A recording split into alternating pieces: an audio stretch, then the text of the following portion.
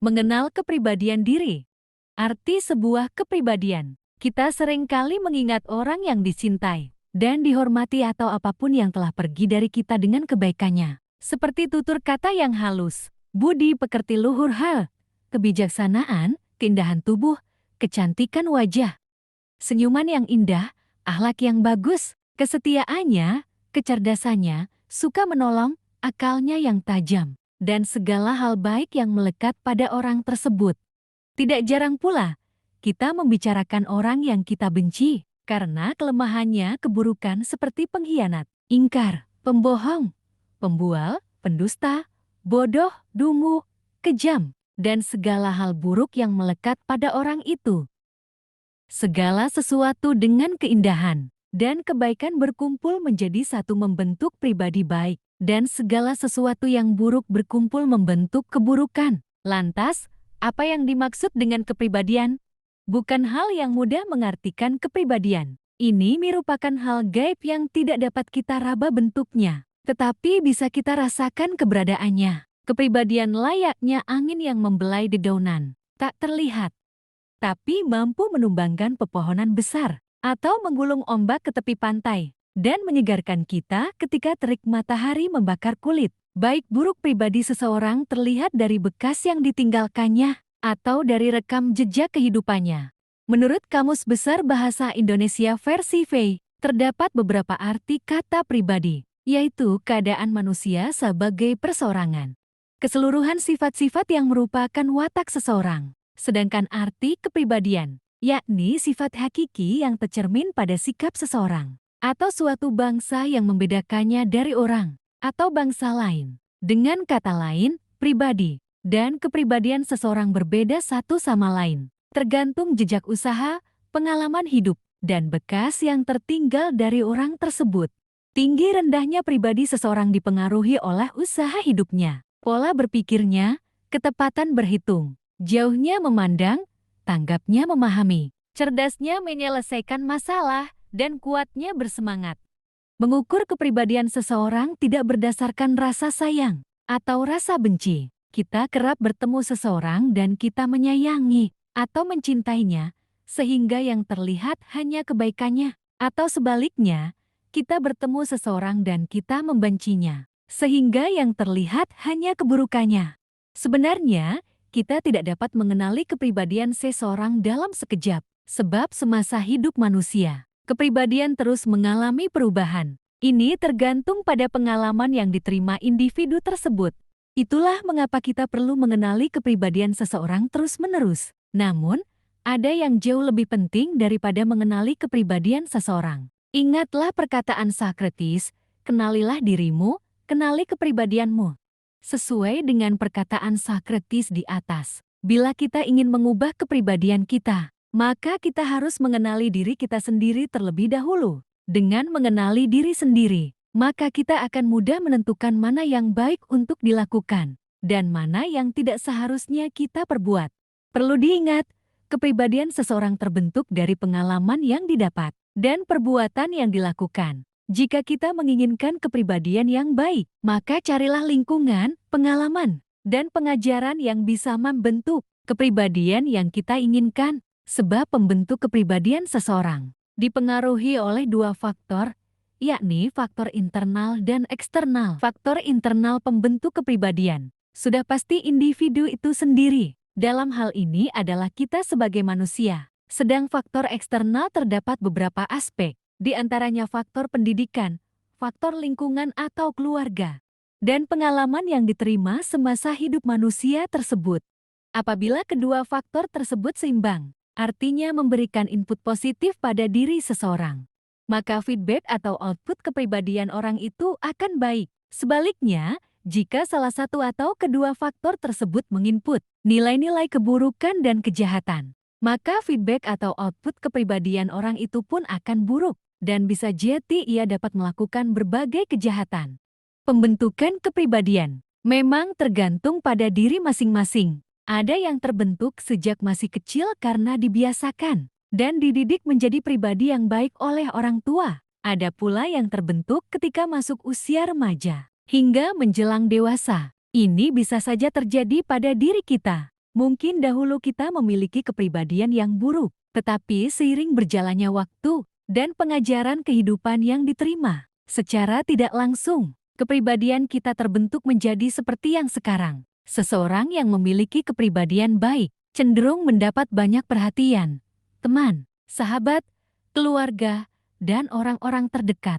Ini disebabkan rasa nyaman yang timbul akibat kepribadiannya yang sangat baik. Sebaliknya, seseorang yang memiliki kepribadian buruk cenderung mendapat perhatian buruk, merasa asing di lingkungannya sendiri, tidak punya arah tujuan hidup, tidak memiliki banyak teman karena keburukan yang dimilikinya, membuat orang enggan, dan segala hal buruk ikut serta dalam kehidupannya. Bila kita ingin mengubah kepribadian kita, maka kita harus mengenali diri kita sendiri terlebih dahulu. Berkenalan dengan diri sendiri. Dirimu yang sebenarnya adalah apa yang kamu lakukan saat orang lain tidak melihatmu. Perkataan Ali bin Abi Thalib. Terkadang, manusia terlalu bermain peran menjadi orang lain saat dirinya berada di khalayak ramai. Seringkali manusia lupa dengan dirinya sendiri dan terlalu mengikuti arus kehidupan. Akibatnya, ia kehilangan jati diri yang sesungguhnya. Lantas, siapa kita yang sebenarnya? Dari manakah kita berasal? Apa tujuan hidup? Pertanyaan-pertanyaan semacam ini kadang muncul kala kita sendirian atau merenungi apa yang telah menimpa pada diri kita. Wajarlah, dalam proses mengenal kepribadian diri, manusia akan memiliki banyak pertanyaan mengenai dirinya sendiri dan tujuan dari kehidupannya. Namun, yang lebih penting dalam mengenali diri, individu harus memahami potensi atau sikap dari dirinya sendiri. Sebab kepribadian seseorang terletak pada sifat dan sikap dalam menjalani kehidupan. Tidak jarang, kita mampu mengenali seseorang dengan cukup dalam, tetapi kita sendiri tidak cukup mengenali diri kita sendiri. Mengenai diri sendiri artinya menerima keadaan apapun yang kita alami dan ikhlas menjalani kehidupan. Kita sering dihadapkan pada pilihan yang sulit dan keadaan yang rumit. Dengan kita mengenali diri sendiri, maka pilihan atau permasalahan yang sedang dihadapi ini dapat diselesaikan dengan mudah. Sebagai contoh, saya memiliki hobi di bidang otomotif, tapi orang tua ingin saya menjadi ahli bidang konstruksi. Waktu berjalan seirama dengan bertumbuhnya diri saya. Saat saya mencari jati diri dengan mencoba peruntungan merantau untuk bekerja sesuai bidang yang diinginkan orang tua, keadaan melempar saya kembali ke kampung halaman. Saya makin bingung dengan apa yang saya inginkan waktu itu. Acapkal kita kesulitan mengenali diri dan tujuan sendiri. Terkadang, apa yang kita dapatkan tidak sesuai dengan yang kita inginkan. Namun, seiring berjalannya waktu, kita dapat mengenali siapa diri kita sebenarnya dan apa tujuan dari kehidupan kita. Memang, kadang kehidupan tidak sesuai dengan keinginan dan harapan. Tetapi kita mampu mengambil hikmah dari apa yang kita kerjakan. Jadi, kenalilah diri Anda dan kenali tujuan hidup Anda. Ada banyak cara untuk mengenali diri sendiri. Masing-masing individu memiliki cara yang berbeda. Namun, pada intinya, mengenali diri sendiri artinya mengenali kekurangan dan kelebihan diri. Berikut beberapa cara agar kita bisa mengenal diri sendiri. Pertama, merenungi tujuan hidup. Pada dasarnya, manusia memiliki tujuan hidup. Hal ini mendorong manusia untuk mengikuti keinginan diri. Namun, tidak sedikit pula orang yang belum mengerti arti dan tujuan hidupnya, sehingga mereka terombang-ambing dan hanya menjadi budak kekejaman zaman atau budak duniawi. Kita sering berpikir sebelum tidur, sebenarnya apa yang aku kejar? Apa yang sebenarnya aku cari dalam kehidupan ini? Kekayaan? Jabatan? Untuk apa? Pertanyaan ini kerap menghantui pikiran kita, tetapi jawabannya seolah misteri yang tidak pernah terpecahkan. Prinsip dasar diturunkannya manusia semata-mata untuk beribadah, menyembah Tuhan yang Maha Kuasa. Namun, prinsip itu sering terlupakan karena manusia terlena akan gemerlap dunia. Alhasil, yang terpikirkan hanyalah mencari kekayaan dan semua yang bersifat kesenangan duniawi. Keinginan terbesar kita adalah kebahagiaan. Namun, kekayaan, jabatan, keduniawian, dan segala kesenangan sesaat belum tentu menjamin kebahagiaan seseorang. Seiring berjalannya waktu, manusia mengetahui tujuan dan arti kehidupannya. Ini disebabkan oleh peristiwa atau pengalaman yang pernah diterimanya. Bila manusia menyadari makna kehidupan dan mengetahui tujuan dari kehidupannya, maka dia akan menjadi manusia sejati. Artinya, manusia yang mengenal dirinya sendiri tanpa mengikuti arus orang lain. Kedua, apa yang telah kita berikan untuk orang lain?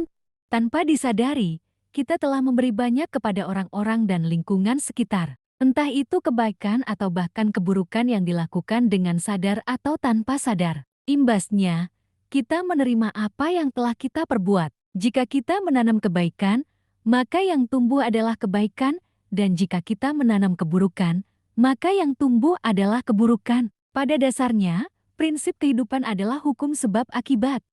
Kedua, bersikaplah jujur kepada diri sendiri. Mengenal diri sendiri berarti menerima berbagai aspek yang membentuk identitas, sikap, dan kepribadian, serta keberadaan kita. Bersikap jujur kepada diri sendiri mampu membantu kita untuk menerima keadaan saat ini. Langkah ini dapat membantu kita mengetahui semua aspek kepribadian yang dimiliki. Selain itu, kita mampu meneliti kemampuan diri. Bersiaplah mengetahui hal-hal baru tentang diri.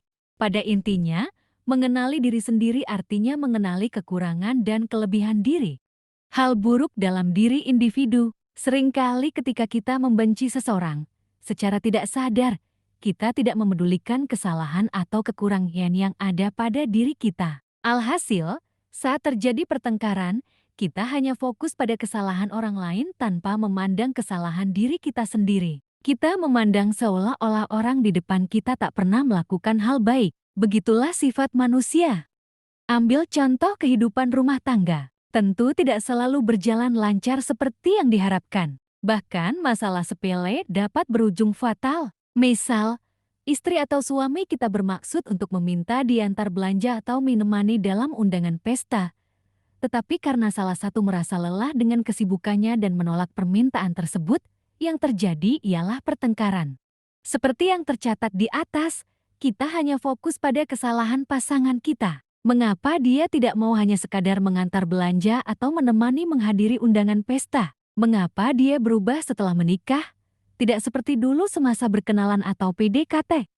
Pertanyaan-pertanyaan terus terlontar. Kenapa dia? Mengapa dia? Ada apa dengan dia? Dia, dan dia. Kita sampai lupa dengan pertanyaan ada apa denganku? Kenapa aku? Ada kesalahpahaman dan komunikasi yang terputus. Akibatnya, timbul pertengkaran hebat yang diselimuti kegoan masing-masing. Jika saja kita menyadari bahwa pasangan lelah seharian bekerja atau terbebani oleh pikiran lain, maka kita akan terhindar dari pertengkaran yang berujung fatal ini. Introspeksi dan tidak menyalahkan orang lain dapat menyelamatkan kita dari permasalahan rumit. Contoh lain, kita kadang menyalahkan atau membenci seseorang yang mengkritik atau memberi masukan atas kesalahan atau kekurangan kita, seperti kita terlalu ceroboh, telur, terburu-buru, tergoda nafsu, egois, suka bertindak semaunya, tidak mengindahkan orang lain, berkata kasar atau kotor, kurang menjaga kesopanan dan sebagainya yang tidak pernah kita sadari. Kebanyakan dari kita akan menganggap orang itu keterlaluan menilai buruk diri kita. Tidak jarang pula, kita sampai berani memarahi atau membalasnya dengan keburukan yang lebih pedih. Kritikan menjadi ucapan atau perkataan yang menyakitkan bagi telinga kita. Mengapa bisa terjadi demikian? Manusia adalah makhluk yang mudah terlena akan pujian, tetapi tidak akan kuat ketika mendengar kritikan. Sempurna menjadi patokan utama sifat manusia. Ya, kita tidak ingin terlihat cacat atau buruk di mata orang lain. Kita pasti akan menunjukkan keunggulan kita. Ini sangat wajar terjadi. Namun, perlu kita sadari, kesalahan bukan sepenuhnya dari orang lain. Terkadang kita juga melakukan kesalahan, tetapi kita tidak menyadarinya. Mengunggulkan diri itu memang perlu, tetapi sesuai dengan komposisi dan porsinya. Kita ingin menarik hati lawan jenis atau menarik kepercayaan klien dalam berbisnis. Tentu kita akan memberikan apa yang menjadi keunggulan kita. Namun, kita juga harus ingat bahwa sebagai manusia, kita tentu dapat membuat kesalahan. Jadi, jika ada kritikan dari orang lain, baik kritikan halus disertai solusi maupun kritik yang pedas nyinyir, kita harus tetap mempertimbangkannya. Sebuah kritikan menunjukkan kepada kita akan sesuatu yang kurang tepat dalam cara kita hidup atau bersikap. Kritik yang tercipta bukan untuk melemahkan kepribadian seseorang, melainkan untuk memperbaiki kesalahan dan meningkatkan kepribadian baik individu itu sendiri. Seseorang yang berkepribadian baik tidak akan menganggap kritikan sebagai celaan atau hinaan, tetapi ia akan menjadikannya sebagai batu loncatan dalam memperbaiki kualitas dirinya. Sebagai manusia, tentu kita dapat membedakan kritikan dengan hinaan fitnah. Tidak salah bila kita terus introspeksi diri terhadap apa yang telah kita perbuat. Seseorang dengan keburukan selamanya tidak akan berkembang, tetapi seseorang dengan kebaikannya akan disegani dan dihargai oleh sesamanya. Memang, ada kalanya kita bersikap masa bodoh terhadap omongan orang lain, tetapi ingatlah, kesalahan sekecil apapun yang kita lakukan tetap bernilai besar di mata orang lain. Selalu bersikap baik dan terus memperbaiki diri menjadi pilihan utama untuk mengembangkan kepribadian kita. Berani menjadi pribadi yang lebih baik artinya kita juga harus berani mengakui kesalahan yang diperbuat. Kita tidak akan berubah menjadi lebih baik jika kita sendiri tidak tahu apa yang harus diubah. Oleh karena itu, masukan-masukan, kritikan, dan saran dari orang lain sangat diperlukan dalam proses memperbaiki diri. Sesuai yang dibahas di atas, kita tidak pernah sadar besar atau kecil kesalahan yang telah kita perbuat terhadap orang lain. Sebagaimana perkataan Sokrates, manusia harus mengenali dirinya sendiri dan kepribadiannya. Orang yang hebat bukanlah orang yang memiliki kekuatan atau kekuasaan, sehingga ditakuti oleh orang banyak. Orang yang hebat adalah ia yang tahu dan berani mengakui kesalahannya sendiri. Setiap insan tentu memiliki keunggulan atau kelebihan masing-masing. Ada yang cerdas, pintar, ahli, sopan, berbudi luhur, bijaksana, penolong, rajin, empati, dan sebagainya. Inilah yang dapat digunakan individu untuk meningkatkan kualitas kepribadiannya. Makin banyak sifat baik pada seseorang, makin tinggi pula kualitas kepribadian orang tersebut. Hal ini juga akan berimbas kepada lingkungan dan rekam jejaknya dalam berperilaku. Seseorang yang sudah mengenali kemampuan atau keunggulan dirinya sendiri dapat dengan mudah memperbaiki kesalahan dengan kelebihan yang dimilikinya tersebut. Oleh karena itu, mari kita kenali diri sendiri, baik dari kelemahan maupun kekuatan yang dimiliki. Dengan begitu, resolusi memperbaiki diri setiap pergantian tahun tidak akan menjadi wacana belaka. Mengenali diri sendiri artinya mampu memahami apa kekurangan dan kelebihan diri. Apabila kita sadar apa kekurangan kita, maka kita bisa menutupinya atau menyempurnakan kepribadian kita dengan kelebihan atau keunggulan yang dimiliki. Namun, perlu diingat, ketika kita mengetahui kelebihan atau keunggulan diri, jangan sampai diri kita menjadi pribadi yang buruk, seperti menyombongkan kekuatan kita, menindas orang lain, menilai buruk orang lain, bertindak semau sendiri, dan sebagainya. Hal baik dalam diri individu. Ketika kita baru saja mengalami kegagalan atau melakukan kesalahan, kita seakan memiliki trauma terhadap kegagalan atau kesalahan tersebut. Kita akan berusaha sekuat mungkin untuk menghindari, bahkan kita minder atau ketakutan untuk memulai fase baru dalam hidup. Ini wajar terjadi. Namun, di balik kegagalan atau kesalahan tersebut, tentu ada hikmah yang dapat kita petik sebagai pengajaran diri. Tuhan menciptakan manusia dengan seimbang, yakni ada sisi baik dan sisi buruknya. Ini semata-mata untuk menyeimbangkan kehidupan manusia itu sendiri. Apabila manusia hanya diberi kelebihan tanpa kekurangan, tentu manusia tersebut merasa besar kepala dan menganggap bahwa dirinya paling hebat. Sebaliknya, jika Tuhan hanya memberikan kelemahan pada seseorang, maka bisa jadi orang tersebut berputus asa dan melakukan hal-hal gila di luar nalar. Setiap insan tentu memiliki keunggulan atau kelebihan masing-masing. Ada yang cerdas, pintar, ahli, sopan, berbudi luhur, bijaksana, penolong, rajin, empati, dan sebagainya. Inilah yang dapat digunakan individu untuk meningkatkan kualitas kepribadiannya. Makin banyak sifat baik pada seseorang, makin tinggi pula kualitas kepribadian orang tersebut. Hal ini juga akan berimbas kepada lingkungan dan rekam jejaknya dalam berperilaku. Mengenali diri sendiri artinya mampu memahami apa kekurangan dan kelebihan diri. Apabila kita sadar apa kekurangan kita, maka kita bisa menutupinya atau menyempurnakan kepribadian kita dengan kelebihan atau keunggulan yang dimiliki. Namun, perlu diingat, Ketika kita mengetahui kelebihan atau keunggulan diri, jangan sampai diri kita menjadi pribadi yang buruk, seperti menyombongkan kekuatan kita, menindas orang lain, menilai buruk orang lain, bertindak semua sendiri, dan sebagainya. Seseorang yang sudah mengenali kemampuan atau keunggulan dirinya sendiri dapat dengan mudah memperbaiki kesalahan dengan kelebihan yang dimilikinya tersebut. Oleh karena itu, mari kita kenali diri sendiri, baik dari kelemahan maupun kekuatan yang dimiliki. Dengan begitu, resolusi memperbaiki diri setiap pergantian tahun tidak akan menjadi wacana belaka.